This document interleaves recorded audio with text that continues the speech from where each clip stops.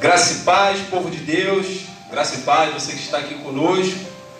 A graça e a paz do Senhor, você que está nos assistindo. Hoje eu acordei, irmãos, em estado de graça. Aleluia. Eu falei para minha esposa, nega, eu estou sentindo uma gratidão, porque eu estava estudando e a gente lê a palavra, independente de estar estudando, a gente medita. E a gente vê a realidade bíblica, a gente olha para o nosso passado e para a nossa condição hoje, é estado de graça. Aleluia. Diga para o teu irmão aí, é estado de graça. Estado de graça. Não tem nada a ver contigo. Pode falar. Tem a ver com o Criador. É, igreja. Irmão Diogo falou, tudo que sobe, desce, desce mesmo, irmão. Aleluia. Entrega a tua fraqueza ao Senhor, que descerá a graça sobre ti. Aleluia. Essa é uma frase que Deus me deu quando eu estava no meu trabalho, eu vou escrever. E eu lembrei do texto do apóstolo Paulo, quando o apóstolo Paulo ora para que tirasse o espinho na carne, e Deus fala, minha graça te basta. Aleluia. Pode vir qualquer espinho, mas se eu entender que a graça basta, irmão, eu vou avançar em você também. Amém? Nós vamos dar início à ministração. Nós estamos num propósito de mensagem, como o pastor falou, de alianças, 8 alianças, né, pastor? E hoje nós vamos falar da segunda aliança que Deus faz com o homem, é de cima para baixo o propósito. Entenda, Ele é o princípio de tudo. E a aliança que nós vamos falar tem como nome aliança noética, teologicamente falando. O capítulo que nós vamos ministrar hoje é o capítulo 9 de Gênesis, mas como referência, nós vamos ler 2 Pedro, capítulo 2, versículo 5.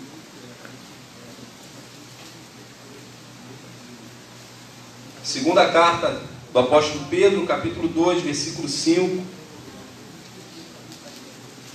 que diz assim, e Deus não perdoou o mundo antigo, mas guardou a Noé, o pregoeiro da justiça, com mais 7 pessoas, ou seja, 7 pessoas foram, a gente pode dizer assim, segundo o que a Bíblia relata, que Deus achou graça em Noé.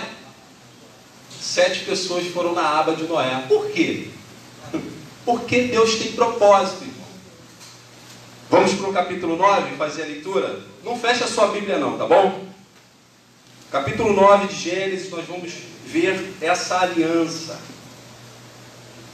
Irmão, eu amo a graça. A graça, ela me põe no meu devido lugar e não me deixa desejar em nenhum momento ser melhor que o meu próximo. E diz assim, e abençoou, Gênesis 9:1, e abençoou Deus a Noé e a seus filhos, e disse-lhes, frutificai, multiplicai, e enchei a terra. Quem foi Noé? Noé foi um homem da antiguidade, filho de Lameque. Quando Lameque dá o nome a Noé, ele diz, esse trará consolo para nós. Porque as nossas obras, ou o nosso trabalho, são maus. Porque Deus amaldiçoou a terra. Profético. E continua no versículo 2, e será o vosso temor e o vosso pavor sobre todo animal da terra e sobre toda a ave dos céus. Tudo que se move sobre a terra e todos os peixes do mar na vossa mão são entregues. Tudo quanto se move, que é vivente, será para vosso alimento. Tudo vos tenho dado como a erva verde. Carne, porém, com a sua vida, isto é, com o seu sangue, não comereis. E certamente requererei o vosso sangue, o sangue da vossa vida, da mão de todo animal requererei, como também da mão do homem e da mão do irmão, de cada um requererei a vida do homem. Quem derramar o sangue do homem, pelo homem o seu sangue será derramado, porque Deus fez o homem conforme a sua imagem. Mas vós frutificai e multiplicai-vos, povoai abundantemente a terra e multiplicai-vos nela.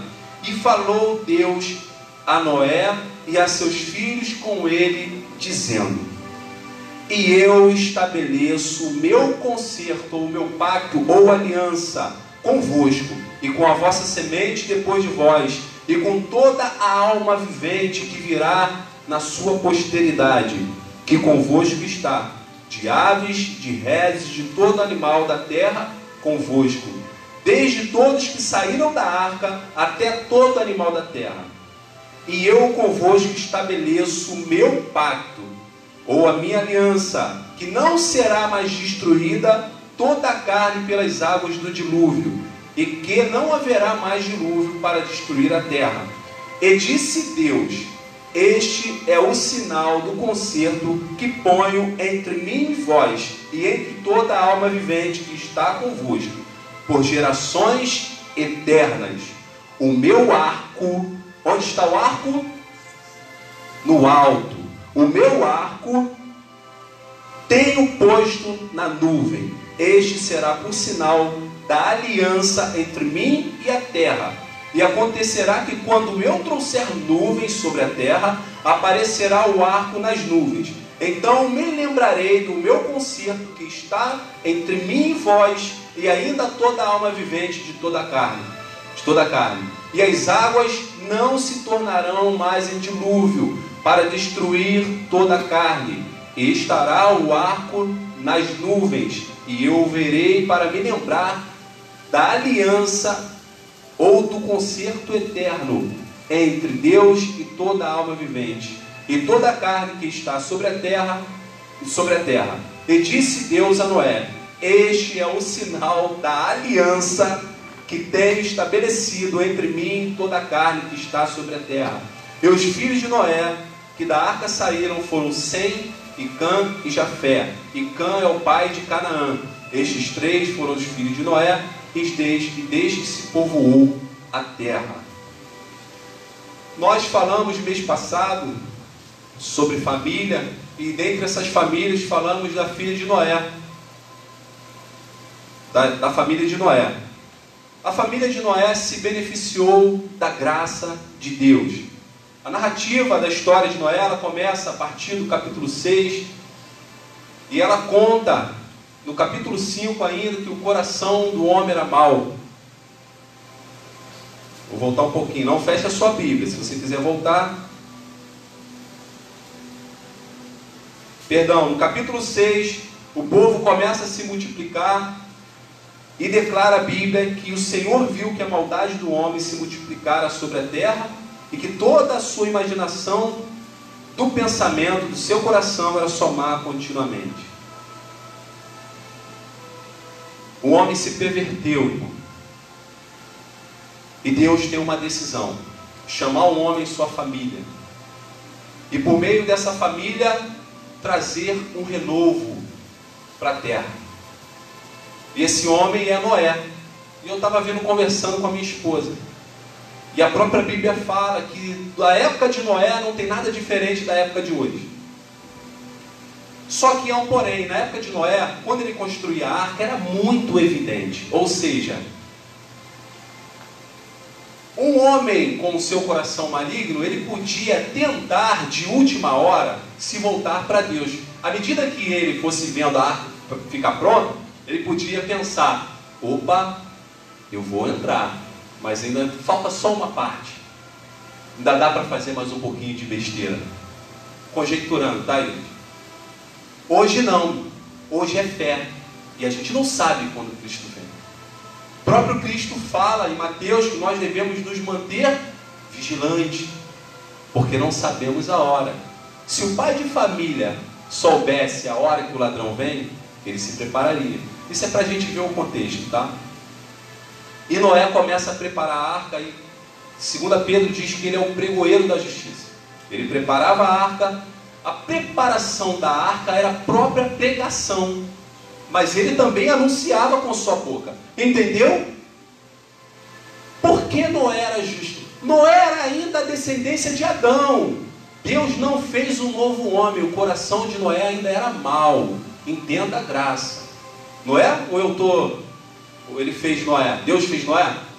Deus já era com Noé, e a Bíblia diz que Noé era temente. Porém, Noé não era impecável. Ele era pecador, não é? Porque ele ainda era da descendência de Adão. Então Noé, a fé de Noé é justificada na obra, como foi falado aqui também no Bens e Vida. Noé anuncia, pratica, anuncia e pratica, anuncia e pratica. Essa deve ser a realidade da igreja. Anuncia e pratica. A pregação não consiste somente em pregar um panfleto.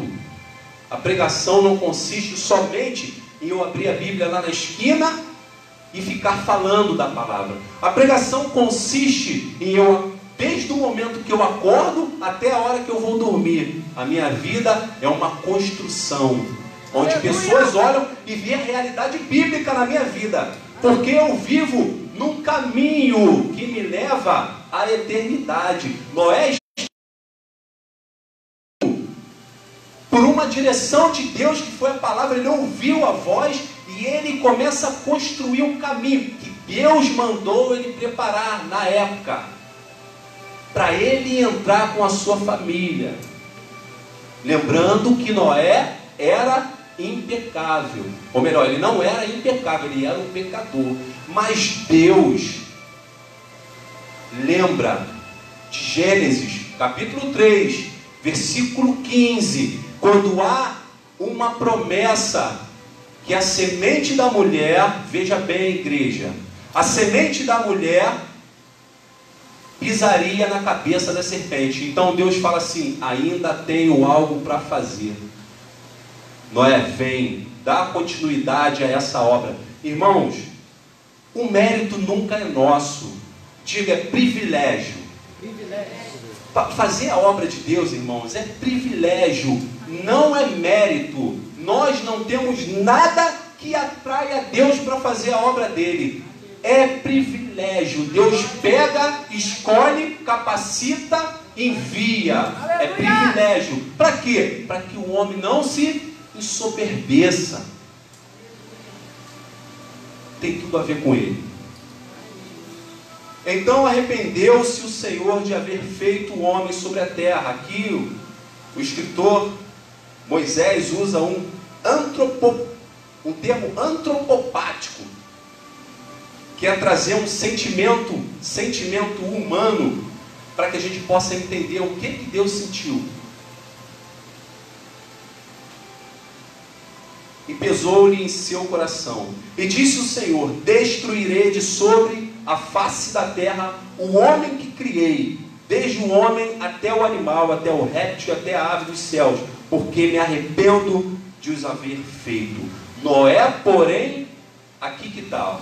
Noé, porém, achou graça aos olhos do Senhor. Isso aqui, irmão, embora a Bíblia fale que Noé era justo, temente a Deus, isso aqui é a chave. Noé achou graça para ser aquele que seria um instrumento para reiniciar um novo povo na terra. Irmão, imagina Noé. A gente já ouviu isso diversas vezes. Que desafio para Noé, irmão. Que desafio. Gênesis 6, 18, Deus diz para Noé: mas contigo estabelecerei o meu pacto, e entrarás na arca, tu e os teus filhos e tua mulher, e as mulheres de teus filhos contigo. E aí ele manda Noé entrar. Esse ainda não é o pacto. Quando ele fala estabelecerei o pacto, Deus está olhando lá para frente. É o pacto do arco que nós lemos em Gênesis 9. Esse ainda não... O fato de Deus colocar Noé e sua família na arca ainda não é o pacto viria. É o pacto mencionado no capítulo 9. E Noé passa, a gente sabe, Noé constrói a arca, sua família entra, Deus dá a provisão, os animais estão lá dentro. E Noé, é bem provável, por Noé temer ao Senhor, que ele não espera um lugar para cultuar a Deus. Eu tenho certeza que Noé cultuava dentro da arca. Ontem eu mandei mensagem para o irmão, e o irmão falou: pô, tá difícil. Poxa, A gente não está difícil porque a gente não está congregando e a gente não está buscando a Deus. E aí eu falei, irmão, não se limite em buscar a Deus em um espaço onde as pessoas se reúnem. Buscar a Deus é na sua casa, no seu devocional, no seu trabalho, é um lugar onde você determina para buscar. É muito bom estar aqui, é muito bom estar reunido, é muito bom abraçar, é muito bom ouvir, é muito bom falar, é muito bom ver pessoas se restaurando, famílias se restaurando, é bom demais. Mas a ausência disso tudo não impede o culto. A ausência disso tudo não impede a busca, não impede a adoração, não impede o devocional. Então eu tenho convicção em mim que Noé, dentro da arca, adorava, fazia o seu culto. Mas eu também creio que o desejo de Noé era sair, era viver aquilo que estava no coração dele, que ele aprendeu pelos seus antepassados. E a Bíblia diz que quando eles veem a terra, no capítulo 8, versículo 20, a Bíblia diz que edificou Noé um altar ao Senhor, e tomou todo animal limpo e de toda ave limpa, e ofereceu holocausto sobre o altar. E o Senhor cheirou suave cheiro, e disse o Senhor em seu coração. O Senhor cheirou, ou seja, recebeu a fumaça, e ele vem com uma promessa. Subiu e desceu. Isso é culto, irmão. Ó, louvor, adoração e Deus suprindo a igreja. Louvor, adoração e Deus sustentando. Aleluia. Louvor, adoração e Deus capacitando. Aleluia. Louvor, adoração e Deus enviando. Aleluia. Louvor, adoração e Deus guardando o seu povo. Aleluia. E disse o Senhor em seu coração, no versículo 21 do capítulo 8: Não tornarei mais a amaldiçoar a terra por causa do homem, porque a imaginação do coração do homem é má desde a sua meninice. Nem tornarei mais a ferir todo vivente, como fiz. Enquanto a terra durar, sementeira e cega, e frio e calor, e verão e inverno, e dia e noite não cessarão. Ou seja, estará tudo conforme eu determino. Eu sou poderoso, acrescenta aqui, porque eu sei que Ele é e você também sabe.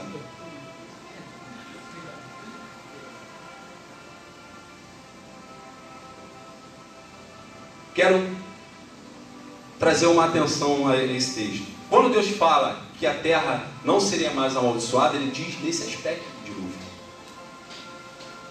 A terra ainda é amaldiçoada, irmão. A terra ainda sofre. A terra ainda paga o preço pelo pecado. E aí Deus estabelece um pacto.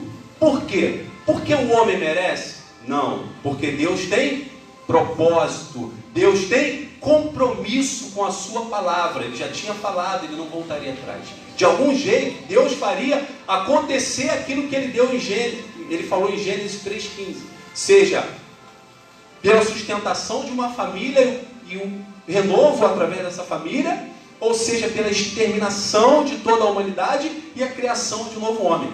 Ele faria alguma coisa, porque ele é fiel à sua palavra. E aí Deus estabelece o pacto. Irmão, quando você olha alguém com uma camisa colorida, toda colorida com a cor do ar, o que tu pensa? O que tu pensa, irmão? Se tu pensa que isso é símbolo de diversidade, converta a sua mente. Uma vez eu tive a oportunidade de ministrar sobre bens e vidas e eu falei do dízimo. O fato de pessoas usarem esse mandamento de forma errada não anula o compromisso que a palavra tem. O fato de usarem algo colorido, dizendo que é a diversidade, não anula o compromisso que Deus tem com a palavra. Quando tu olhar para o arco, quando tiver a nuvem e tu olhar para o arco, diga assim: esse é um pacto que Deus fez comigo. É um memorial. É um memorial.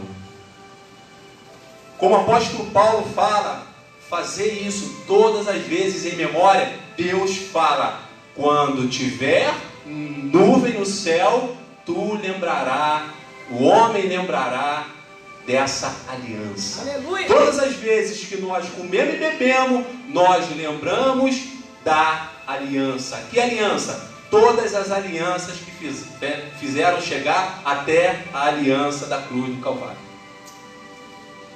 Irmão, Deus tem propósito. E Deus estabelece essa aliança. E hoje, quando eu estava fechando a ministração, Gabriela veio para o meu lado. Gabriela não sabia que eu ia ministrar sobre o arco, ela não sabia. E ela falou assim, ela desenhou o arco-íris no papel. Ela falou, pai, vou fazer um arco-íris. Eu falei assim, Gabi, você sabe o que é isso? Eu falei, você sabe a história de Noé? Eu conheço, pai. Aí comecei a falar com ela. Ela, pai, eu acho o arco-íris lindo. E é lindo.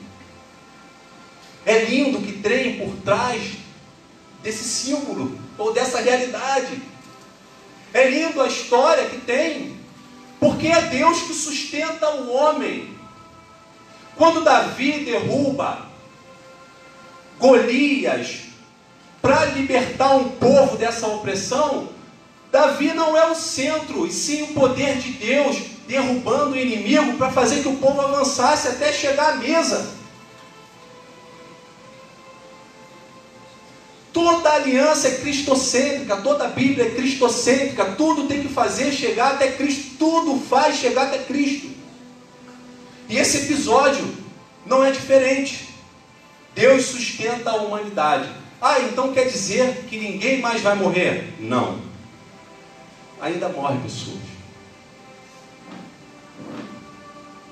Como eu falei, o pecado, ele destrói. Independente se você crê ou não crê, você ainda está sujeito ao mal. A Bíblia diz que o salário do pecado é a morte. Olha para a nossa realidade. Quantas vezes você já ouviu falar que uma família de cristãos, homens tementes a Deus, estavam em um carro, o sinal estava verde, eles passaram pelo cruzamento, na lateral veio um ônibus e matou a família toda? Quem já ouviu falar sobre isso em reportagem? Ou já viveu isso? O pecado de outra pessoa ainda pode me matar. Pode, essa é a realidade. No quartel, às vezes as pessoas vão fazer certos procedimentos, né? E ela não faz um procedimento correto, se a arma disparar pode pegar alguém. Pode matar, porque alguém deu mole, alguém não cumpriu um procedimento. E talvez um cristão, temente a Deus, sofreu por conta do pecado de alguém. Ou seja, o pecado ainda consome o ser humano. Claro, tudo está debaixo da palavra do Senhor. Tudo. E isso é justiça de Deus, irmão.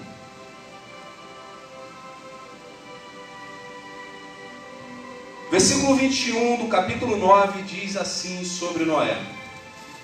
Versículo 20. Começou Noé a ser lavrador da terra. Isso depois que tudo passou, Noé planta uma vinha. Versículo 21. E bebeu do vinho e embebedou-se. E descobriu-se, ou seja, ficou nu no meio da sua tenda. O problema foi Noé ficar nu? Não. O problema foi ele se embriagar. Opa, exposta à realidade do homem. Noé, mencionado como justo outrora pelo próprio Deus, gera um transtorno para sua família. Irmão, eu não quero expor a condição do homem. Eu estou falando é da graça. O tema é a graça. O tema não é a fraqueza do homem, porque fracos todos são. Mas só recebe graça aquele que reconhece a sua fraqueza. É bem provável que Noé dizia assim: Senhor, eu preciso do teu favor. E aí Deus vai, põe Noé e sua família na arca. Como o pastor falou, irmão, não é comer e beber, é reconhecer a obra de Cristo. A Bíblia diz no capítulo 7 de Lucas que um fariseu convida Jesus para sua casa. E no decorrer do jantar, entra uma mulher, e essa mulher, ela se lança. Não é isso? E ela lança um precioso perfume aos pés de Cristo. E a Bíblia diz que ela era uma pecadora, miserável, carente da graça. E ela fica ali, irmão, se derramando daquele que é a graça. E o fariseu fica só observando a conduta do mestre. Porque o religioso é assim, né? Ele quer pegar detalhe. E Jesus propõe uma parábola. E no final disso ele diz: essa mulher muito amou, porque muitos são perdoados seus pecados. Ela se põe debaixo da graça como alguém que precisa muito da graça. Então o pacto da aliança, do arco, é um pacto da graça, mas para fazer chegar até a graça, que é Cristo Jesus. Deus escreve uma história, e está escrevendo ainda até hoje, por meio da minha e da tua vida, usando de misericórdia e graça, até chegar no último dia. A palavra diz que Deus não destruía mais em água, mas Ele vai destruir em fogo.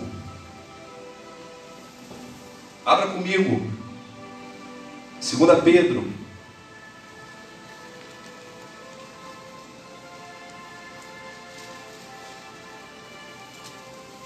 capítulo 3, do versículo 1 ao 7. Vou adiantar a leitura, que diz assim: amados, vos escrevo agora esta segunda carta, em ambas as quais desperto com exortação o vosso ânimo sincero, para que vos lembreis das palavras que primeiramente foram ditas pelos santos profetas e do mandamento do Senhor e Salvador mediante os vossos apóstolos. Ou seja, as palavras anunciadas na antiguidade e pelos profetas e pelos apóstolos no tempo que o apóstolo Pedro escreve essa carta. Versículo 3: sabendo primeiro isto, que nos últimos dias virão escarnecedores, andando segundo suas próprias consciências, e dizendo: onde está a promessa da sua vinda? Porque desde que os pais dormiram, todas as coisas permanecem como desde o princípio da criação. E aqui eles testificam uma coisa. Eles testificam que Deus estava dizendo que haveria cega, haveria colheita, haveria inverno, haveria... todas as coisas se mantiveram. Versículo 5: eles voluntariamente ignoraram isto, que pela palavra de Deus, já desde a antiguidade existiram os céus e a terra, que foi retirada da água, e no meio da água subsiste, pelas quais coisas pereceu o mundo de então coberto com a água do dilúvio.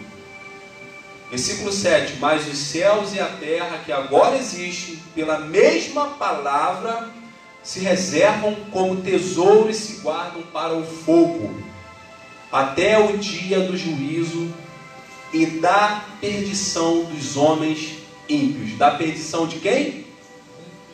O que está escrito na sua Bíblia? Da perdição dos ímpios, daqueles que não vão para baixo desse pacto.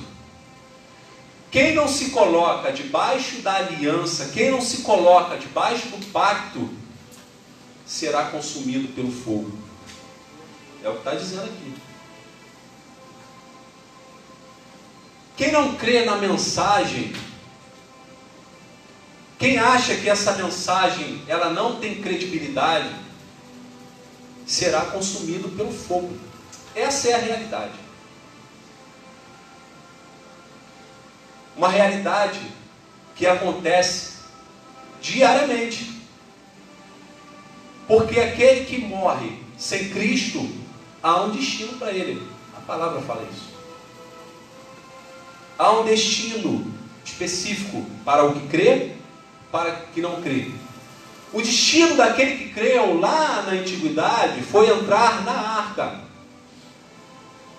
Deus falou, ele creu, por isso foi justificado. Nós ouvimos a mensagem, nós cremos, por isso somos justificados. Isso não faz de nós homens impecáveis, mas faz de nós homens que ainda quando pecam, cumprem a palavra. Como? Por meio do arrependimento, por meio de um ato de volta para Cristo. Porque até no pecado, o crente precisa cumprir a palavra. Até quando tropeça, precisa se cumprir a palavra. No arrependimento e na confissão. Aleluia. Nós somos praticantes sim da palavra de Deus. E devemos ser o tempo todo. Porque quem crê precisa fazer obra. É um ato seguido e contínuo. Se eu creio, eu faço.